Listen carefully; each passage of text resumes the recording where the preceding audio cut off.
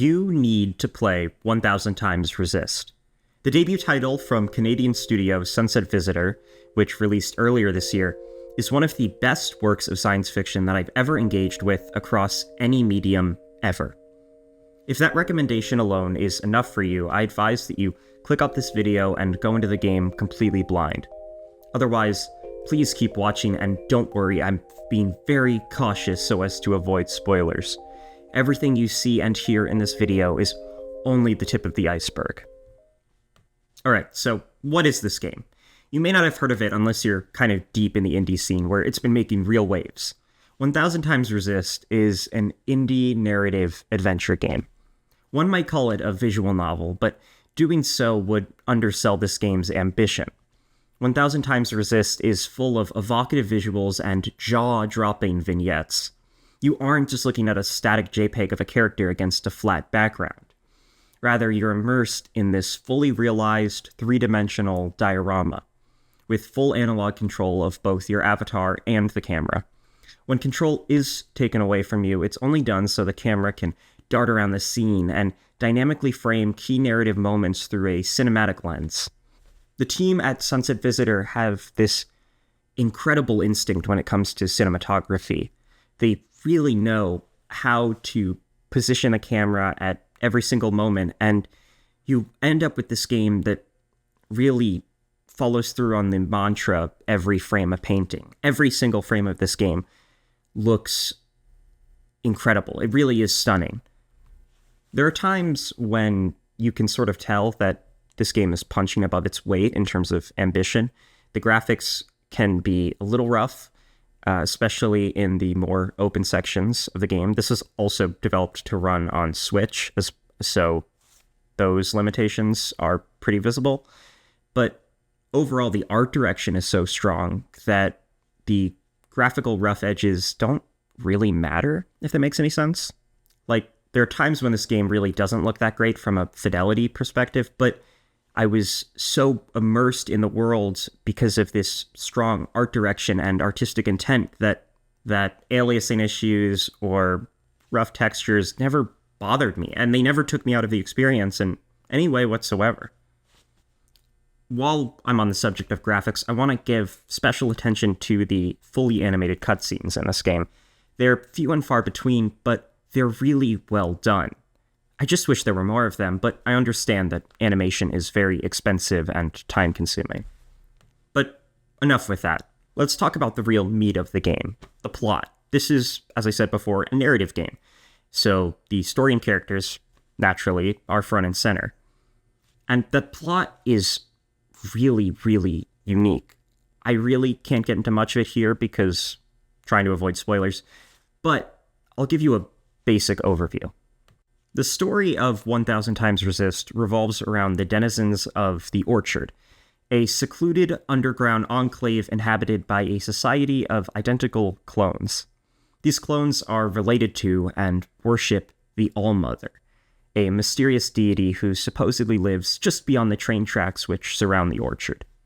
The clones are stuck underground because, at some point in the past, a mysterious alien race called the Occupants arrived on Earth.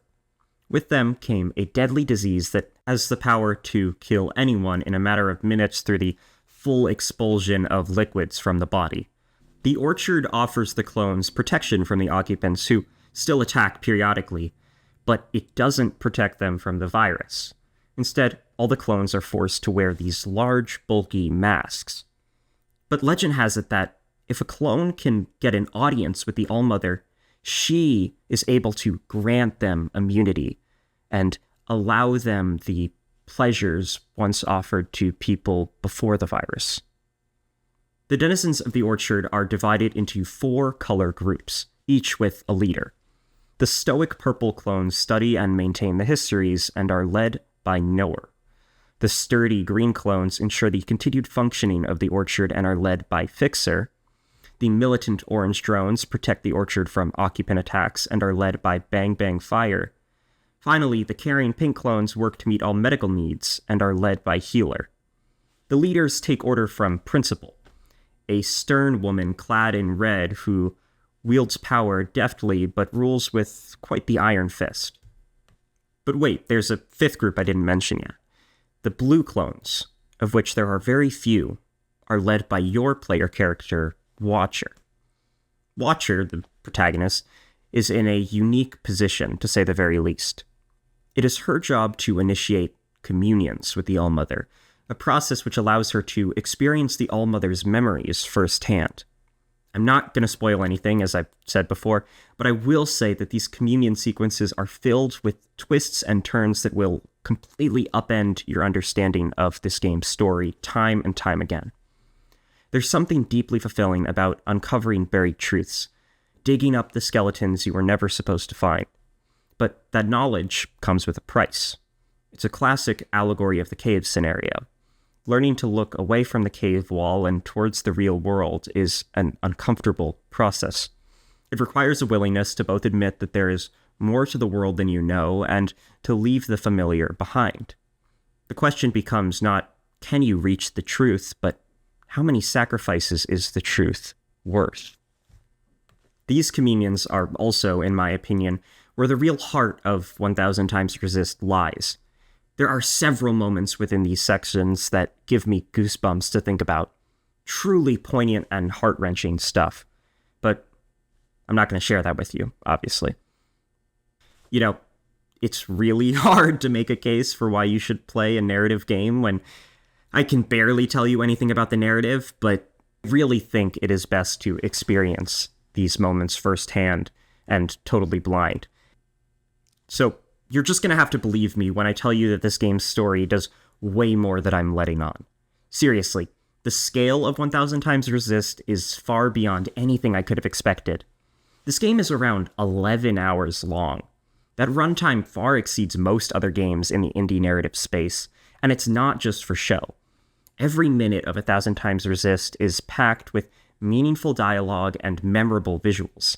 There's not a single line of filler writing in this whole game. I'm not kidding. You can go anywhere or talk to anyone, and I guarantee that you'll end up learning something new which deepens or complicates your understanding of the game's narrative. You might come across a group of characters putting on a play about the plot points you just witnessed firsthand. Or maybe you'll eavesdrop on the mumblings of disheartened soldiers. And each line of dialogue is fully voice acted, which is a real rarity in this indie narrative space.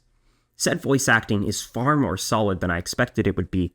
Each member of the main cast has a really distinct and memorable voice, and my immersion was never broken by a bad line read or awkward inflection.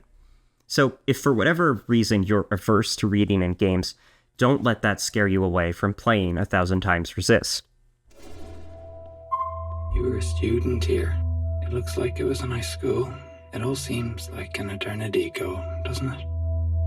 The world has changed, but you look like you haven't aged a day. You're a natural, Iris. Who are you? I'm just a grunt. Why else would he bring me along? I'm here to protect you. I'm disposable. As you might have already guessed, the weakest part of 1000 Times Resist is its gameplay. This game plays like most other walking simulator games. For the most part, all you do is move around, talk to people, and occasionally interact with the environment. None of it is bad. It's just unremarkable. Really, the only part of 1000 Times Resist that I would describe as frustrating is navigating the orchard, which is your home base for a fair chunk of the game. I can't help but feel like the orchard was designed to confuse the player. It's filled with tunnels, alleyways, and staircases which all fold into each other to form this grand, circular, Escher-esque maze. Luckily, the developers added a map to the game post-launch, but they do take this map away from you sometimes and expect you to just get where you're going on your own. I will say that the communion sequences do a good job at preventing the gameplay from becoming too monotonous. During these sections, you flip between different time periods to progress the story. Sometimes you'll have to travel through time to solve a puzzle or access a new area. Additionally, during a communion, you'll sometimes have to enter an area filled with grapple points, and you'll have to figure out how to find your way across them. These little navigational puzzles aren't that deep or interesting, but they do a good job at breaking up the pace of the game and keeping the player engaged. Still, as I said before, the vast majority of gameplay consists only of walking and talking. If that really isn't your thing, then you might want to skip this one. I often feel like mainstream science fiction is still stuck in the 20th century. The once revolutionary cyberpunk genre has become little more than an aesthetic for multi-billion-dollar corporations to slap onto their movies and games. We can't stop using language from The Matrix. We're on alien movie number God knows what. Of course, there are exceptions. Everything Everywhere All at Once comes to mind, but in general, the mainstream leg of the genre has stagnated. In refusing to break from the science fiction trends of yesterday, we forfeit the ability to imagine new futures for ourselves and for our contemporary society. Instead, we're stuck replaying old futures that never came to pass. We're using science fiction purely as a vessel for entertainment, not for speculation or any kind of meaningful discourse on the world we're all building together. In times like these, it's important, and I would argue necessary, to spotlight the many independent creators who take it upon themselves to examine harmful patterns in our societies, then extrapolate and exaggerate them until they cannot be dismissed or ignored.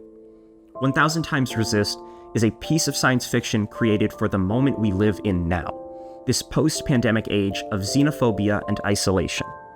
It tackles the fears and anxieties of today head on with a boldness and precision that belies the fact that this is a debut title from a small unknown team in Canada. 1000 Times Resist is an immigrant story unlike any I've ever heard. It is a coming-of-age story unlike any I've ever heard. It is a dystopian story unlike any I've ever heard. It has truly changed both how I view the present and how I imagine the future. 1000 Times Resist is uniquely urgent, and it demands to be heard. We'll all be better off if we listen to what it has to say.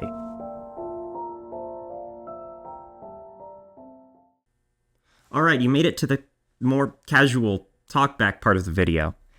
I know it's been a while since I last uploaded, and I know this is very different from my last upload. It's less scripted and more of a ramble, but I really wanted to share my thoughts about this game with you, and I thought this would be the best way to do that.